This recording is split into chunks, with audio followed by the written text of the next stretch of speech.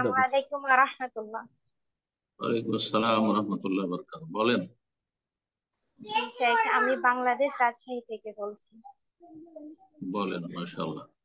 আমার হচ্ছে চারটা বাচ্চা, তারা অনেক ছোট ছোট, 1-2 বছরের ছোট বড় ওরা।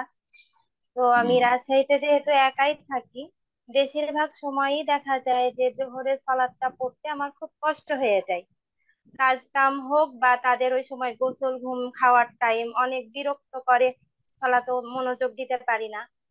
তো বেশিরভাগ দিনই আমি ওদেরকে ঘুমটা দিয়ে 3:30টার দিকে একেবারে জোহর আসর এই দুইটা আমি জমা সালাত করি বেশিরভাগ হুম। দিনই। হুম। মাঝে হুম। মধ্যে হয়তো যেদিন আমাকে বিরক্ত করে না বা ওদেরকে একদিকে রেখে আমি শুধু জোহরের আহ, ফরজটা আদায় করি।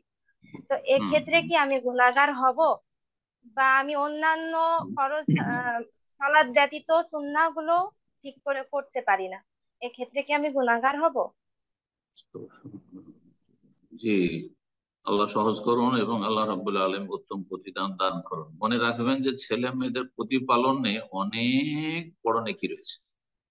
এতে সব নেকির বড় আশা রাখতে হবে। অনেকেই কিন্তু মনে করেন যে এটা আমার কি মানবতা, অথবা এটা যে পারিবারিক দায়িত্ব, ছেলে মেয়ে আমার, তখন আমাকেই দেখতে হবে। কিন্তু এটা মনে করে না যে ফরজ সালাতের পরে সুন্নত নফল সিয়াম রোজা নামাজের চাইতে অনেক বেশি, তাহাজ্জুদের চাইতে অনেক বেশি নাকি ছেলে মেয়েদের তরবিয়ত প্রতিপালন। এটা সবসময় মনে রাখবেন, নিয়ত রাখবেন ইন্নামাল আমাল বিন, তাহলে আল্লাহ রাব্বুল আলামিন সে অনুযায়ী প্রতিদান দেবেন, পারিতোষিক দেবেন। তো আল্লাহ সহজ করুন ছেলে মেয়েদের তরবিয়ত, আর আল্লাহ রাব্বুল যেন বারাকা দান করুন সবাইকে। এই ক্ষেত্রে আপনাকে উপদেশ দেবো যে আপনি কন্টিনিউ আপনি জমা করবেন না। আপনি জমা করছেন মাসকে মাস, আপনি জোহরকে আসরের সাথে এমনটা করবেন না। বরং যথাসাধ্য চেষ্টা করবেন শুধু ফরজটা পড়ে নেওয়ার। আউয়াল ওয়াক্ত জরুরি নয়, না না, আউয়াল ওয়াক্ত ধরেন 12টা বা 12:15 হয়ে যাচ্ছে, 12টা 12:30টার মধ্যে পড়তে হবে মানে জরুরি নয়, কিন্তু 1টা 1:30টার মধ্যে পড়ে নেওয়ার চেষ্টা করেন।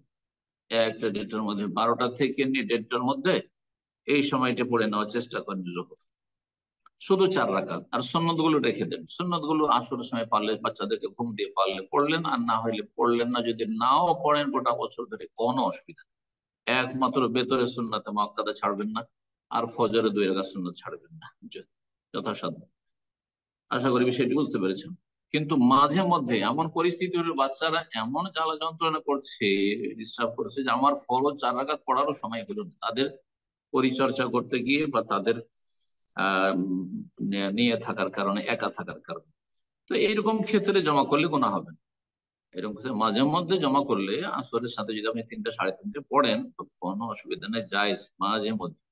কিন্তু আপনি নিয়ম বানিয়ে নেন যে প্রতিদিন আমি পাক শাক শেষ করবো, পাক শাকটা তো করতে পারছেন, বাচ্চাদেরকে ছেলে মেয়েদেরকে খাওয়াবো দাওয়াবো, তারপরে ঘুম দেব, তারপরে আসরের সাথে জোহর পড়বো না, এখানে গুনাহগার হবেন যদি নিয়মিত করেন। তো নিয়মিত আপনি এটা করবেন না, বরং মাঝে মধ্যে জমা করেন, অসুবিধা নেই। আল্লাহ তাআলা আলাম।